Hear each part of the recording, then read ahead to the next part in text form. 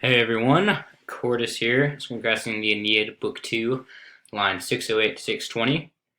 And what is happening here is Venus is speaking to her son Aeneas, and she is lifting the mist from his eyes and revealing to him the true images of the gods tearing apart Troy. And it's sort of interesting. I'll let you know why each one of them is mad. So here we go. So here where you see the mounds having been torn apart and stones having been ripped apart with stones, and smoke billowing like a wave having been mixed with dust, and Neptune shaking the walls in this great trident, and the foundations having been moved.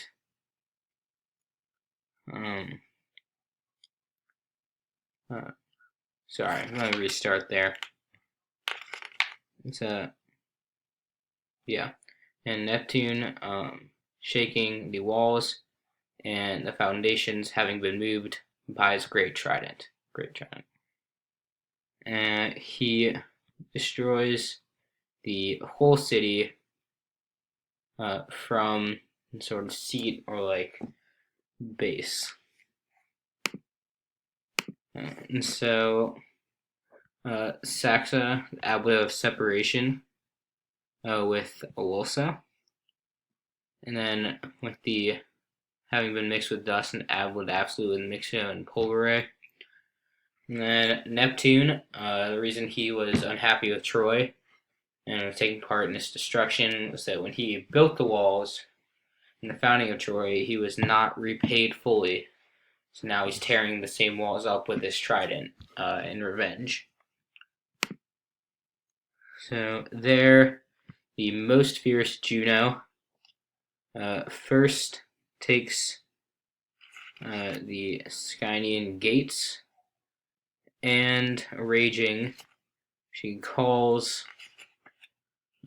allied battle lines or like soldiers from the ships having been equipped with iron, I mean sword obviously. And Juno here is upset simply because of the judgment of Paris and how he picked Venus over her. Now Tritonian Athena stands at the highest citadel, flashing from the clouds, and with the fierce Gorgon. And so Athena, Minerva, referred to as Pallas in the situation, is also upset because of the judgment of Paris, that she's the other goddess that was snubbed. And then what Venus is doing here, she's pointing out at the highest citadel, the temple of Minerva that stands there in Troy. And the fierce Gorgon, she's referred to, is on the breastplate of Minerva's battle armor, is a depiction of the head of Medusa in legend turn people to stone, and is supposed to terrify her enemies in battle. And last, Venus is to the all-powerful Jupiter. So the father himself supplies the Greeks with a favorable courage and strength.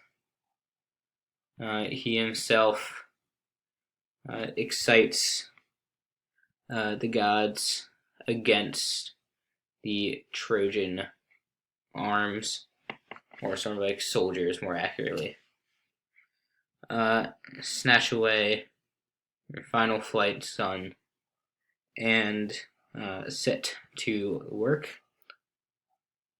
I will never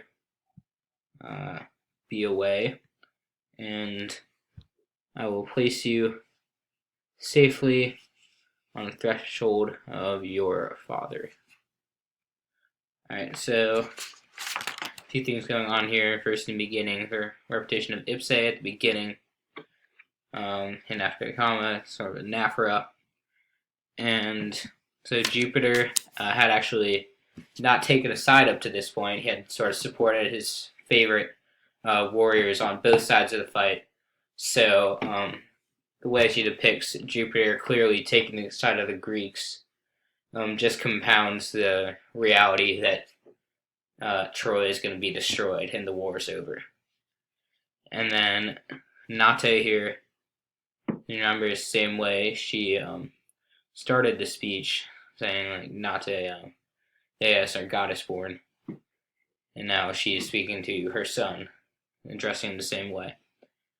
And then here we have take up your labors and pone, that takes the dative, and of course she's referring to the journey ahead of him in founding the new city. And which is interesting, returning to the father's threshold. Something is talking about Aeneas's biological father, but also this refers to Italy, because that is the birthplace of Dardanus, an early Trojan king. And so sort of returning to possibly the roots of one of the great sort of legends of Troy, where he'll found his new city. Thanks for watching, and hope you enjoyed it.